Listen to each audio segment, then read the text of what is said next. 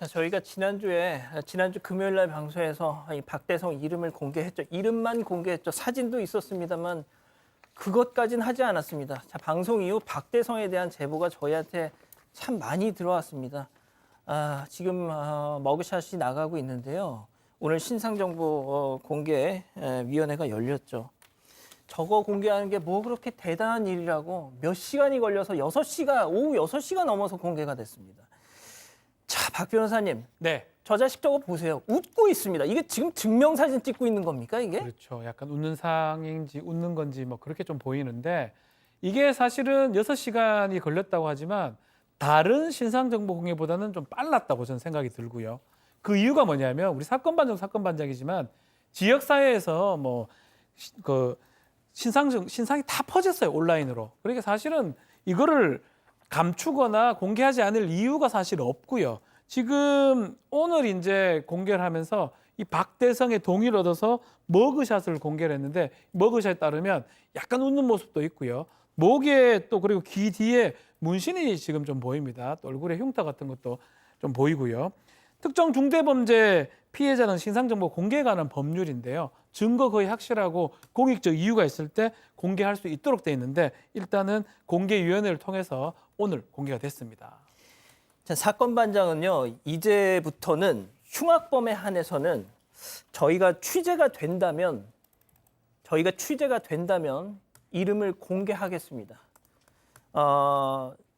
지난 금요일 저희가 이제 박대성 이름을 공개하면서 진짜 별것도 아니죠. 고작 이름 하나 공개했을 뿐인데 이자와 관련된 정말 많은 제보들이 저희한테 들어왔습니다. 자, 이게 수사에 도움이 되면 됐지 수사에 방해가 될 거라고 저는 생각하지 않습니다. 자, 흉악범 신상 공개는 이러이러한 경우에는 공개하지 아니한다.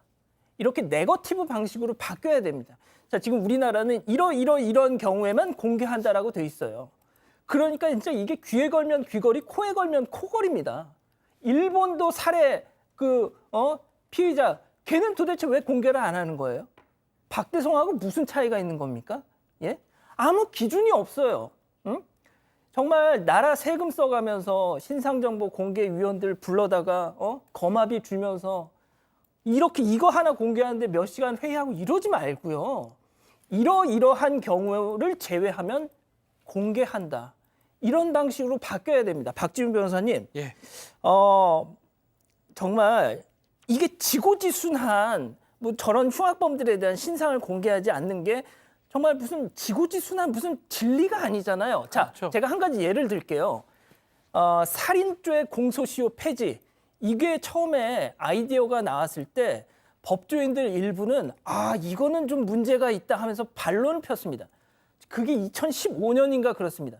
자, 지금 살인죄 공소시효 폐지에 대해서 누가 뭐라고 이의를 제기합니까? 그러니까요. 자, 결국 박 변호사님도 저번에 말씀하셨듯이 이거는 정치적, 정책적 선택의 문제입니다. 그렇죠. 국민들의 어떤 감정적 부분 이런 부분이 오히려 더 크지 않을까. 그리고 범행이 일어났는데 범행을 예방하거나 아니면 그런 것들을 봤을 때 공개를 하지 않을 이유보다는 공개를 했을 때 얻는 이익이 더 크다고 지금 보이거든요. 만약에 우리가 뭐 CCTV라든지 이런 게 발달하지 않아서 엉뚱한 사람을 이렇게 지목할 가능성이 매우 크다는 모르겠지만 확률적으로 거의 0에 가깝습니다. 뭐 이렇게 CCTV라든지 이렇게 공개된 거는 그 사람이 범인의 가능성이 99.9%라고 봐도 무방하거든요. 그런 경우라면 다른 사람을 지목할 가능성이 없는데 왜 그 사람의 인권을 생각해가지고 얼굴이나 신상정보를 공개하지 않습니까? 납득하기 사실 어려운 거고요. 다른 외국 예를 비해서도 중대범죄 아니라도 미국의 많은 주는 그냥 공개를 다 해버립니다. 그런 걸 따져보면 사실은 이제쯤은 좀 고민을 진지하게 좀 해서 지금 머그샷만 바뀐 거거든요. 머그샷 공개하는 거. 이것도 피의자 동의를 구해서 할 수 있거든요. 이것도 좀 바꾸는 게 필요할 것 같습니다. 세상에 이게 뭐라고 지난 금요일 이 박대성에 대한 이 방송을 하는데도 정말 많은 분들이 채팅창에 혹시라도 이름을 다 적으면 뭐 법에 저촉이 될까 봐 초성만 적으시는 거예요. 이게 도대체 뭐 하는 겁니까 도대체? 예? 자, 박대성 지난 토요일에 구속이 됐죠. 영장 심사 전에 취재진 질문에 답했습니다. 그 모습 잠깐 보고 가시죠. 혐의 인정하십니까? 왜 그러셨어요? 한 말씀만 해주세요. 죄송합니다. 뭐라고요? 죄송합니다. 피해자하고 아는 사이신가요? 아니요. 왜 그러셨어요? 저 그때 기억이 나지 않습니다.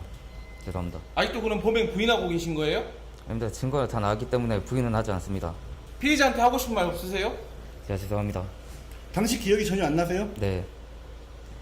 술은 얼마나 마셨어요? 한 4병 정도 먹었습니다. 소주? 네. 네, 양 변호사님도 과거에 이제 기자를 해보셔서 아시겠지만 지금 질문을 하는 기자들도 화가 났습니다. 화가 날 수밖에 없죠. 너무 정말 끔찍한 범죄였고 또 진짜 피해자로서는 이걸 뭐 하늘을 원망해야 될 정도의 어처구니 없는 상황이지 않습니까? 유족들의 심경을 어떻게 하겠어요? 그렇기 때문에 저렇게 화난 목소리로 질문할 수밖에 없고 또 답변 태도도 저게 과연 반성하는 모습이야 싶을 정도로 툭툭 던지듯이 답을 하고 있습니다. 들으신 것처럼 그날 본인의 가게에서 안주하고 소주 4병을 배달을 시켜서 먹고 흉기를 챙겨놔서 배회하다가 정말 아무 관계도 없는 모르는 피해자를 저렇게 살해를 한 겁니다. 그리고 나서는 이제 술 때문에 기억이 나지 않는다라고 하는데 혹시 이제 뭐 기억나지 않는다라고 하는 부분으로 심신감경, 미약 감경 같은 걸 주장할까봐 걱정하시는 분도 계실 수 있는데요. 지금 우리 법원에서는 술을 마셔서 그 술이 깬 다음에 기억이 나지 않는 것과 그 상태에서 범죄를 저지른 건 별개라고 봅니다. 우리도 그러잖아요. 술 먹었을 때 술 취해도 멀쩡한데 그 다음날 기억 안 나는 경우 있지 않습니까? 그래서 기억 안 난다고 해서 뭐 심신미약이라 이렇게 보지는 않습니다. 자, 소주 4병을 마셔서 기억이 안 나는데 이 고인이 된 여성 피해자는 공격하고 남성을 만나자 도망을 칩니다. 그 와중에도 그 판단을 했던 거라는 얘기가 되는데 자, 뭐가 됐든 지금부터 저희가 단독으로 제보받은 영상을 보여드릴게요. 10대 여학생의 뒤를 800m나 쫓아갔죠. 그리고 흉기로 살해했습니다. 자, 그 범행 직후, 살해 직후 도주의 모습을 저희가 제보를 받았습니다. 네, 박대성은 지난 26일 새벽 12시 22분쯤 범행을 저지른 이후 붙잡힐 때까지 약 2시간 동안 1.5km 거리를 술에 취한 상태에서 배회했습니다. 제보자에 따르면 사건 당일 지인의 식당을 지나가는 박대성의 모습이 CCTV에 포착됐습니다. 범행 후 시민이 다가오자 황급히 도주했는데 그 이후의 모습이 담겨 있는 겁니다.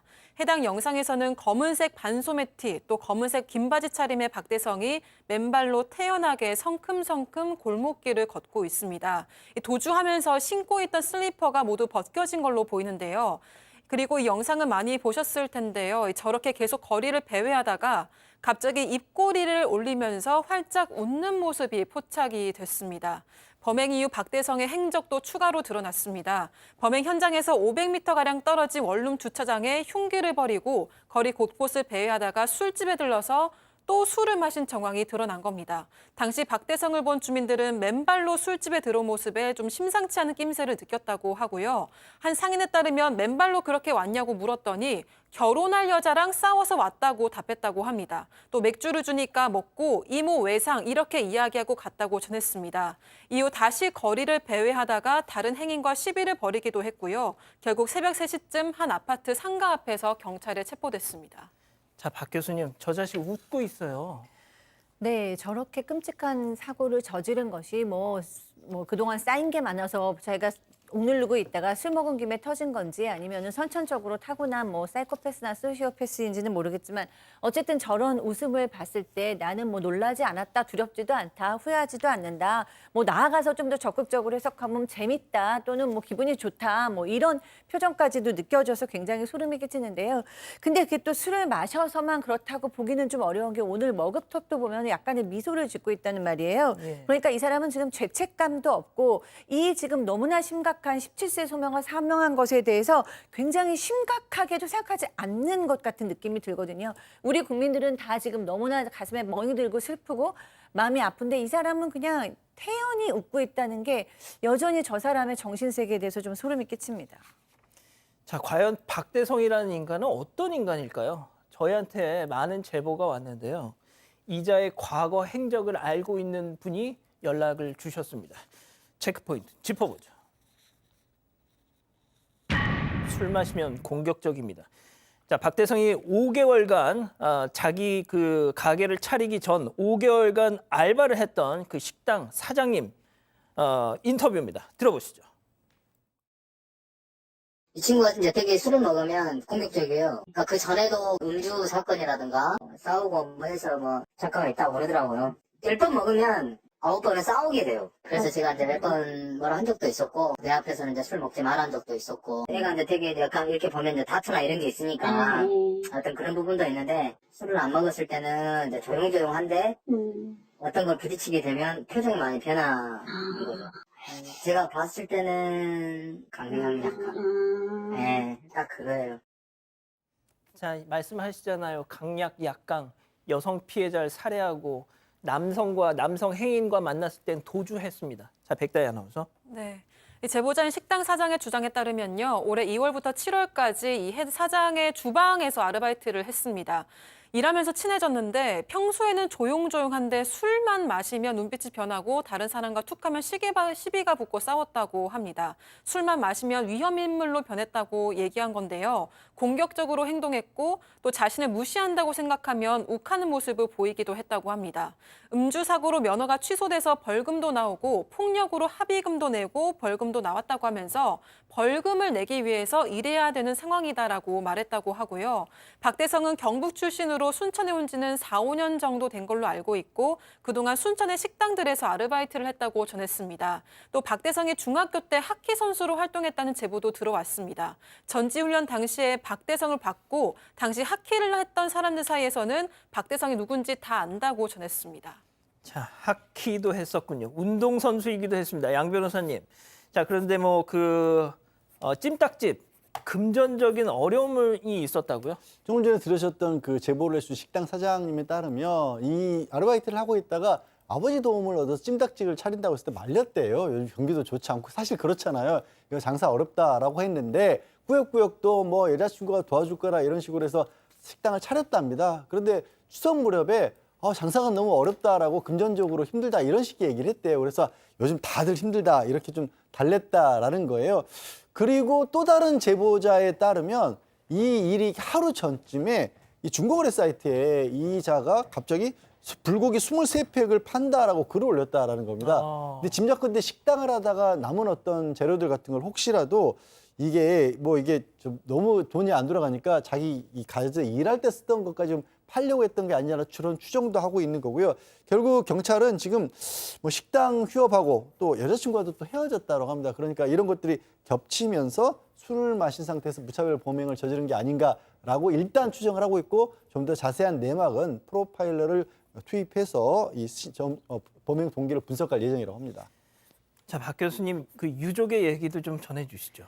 아, 네, 정말 애지중에 키운 외동딸을 한순간에 잃으신 거죠. 이 아버지께서 이 우리 가정이 넉넉지 않았는데도 아이가 참 밝았고 아르바이트를 하면서 가정에도 도움을 줬다고 합니다. 사건 당일에도 몸이 불편한 아버지를 대신해서 약을 사러 갔는데 약국에 약이 없어서 아빠 약국에 약이 없대라는 말을 마지막으로 했다고 합니다. 그래서 그것이 마지막 통화가 됐다라고 비통한 심정을 드러내셨고요. 경찰을 꿈꿔서 최근에 공무원 책을 사달라고 했었는데 꿈도 채 펼쳐보기도 전에 딸을 잃어서 충격이 크시다고 합니다. 지금 사건 현장에 마련된 분향소에는 많은 분들이 빛나는 생명을 지키지 못했다 뭐 이렇게 글을 남기고 계시고요. 국화꽃, 과자들도 한가득 놓여지고 있습니다. 자, 다시 한번 말씀드리겠습니다. 사건 반장은 이제 저희가 취재가 된다면 이런 흉악범 신상 최소한 이름이라도 공개하겠습니다. 흉악범 신상 공개한다고 해서 세상 무너지지 않습니다. 보편적 인권의 가치와 아무 상관없습니다. 이게 글로벌 스탠다드입니다. 저희는 이제 하겠습니다. 뭐 이게 혹여 법적인 어떤 분쟁의 소지가 생긴다고 해도 그냥 하겠습니다. 우리 가족 여러분들이 좀 도와주십시오.